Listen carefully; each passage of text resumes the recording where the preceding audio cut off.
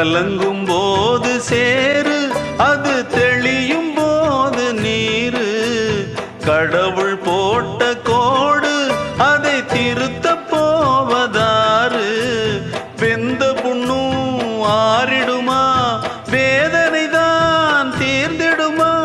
விண்ணுக்கும் மண்ணுக்கும் சம்பந்தம் உண்டுன்னு சொன்னது யாரு? அது மன்னவன் பேரு. அந்த வானத்தை போல மனம் படைச்ச மன்னவனே, பனி துளிய போல குணம் படைச்ச தென்னவனே. மஞ்சளிலே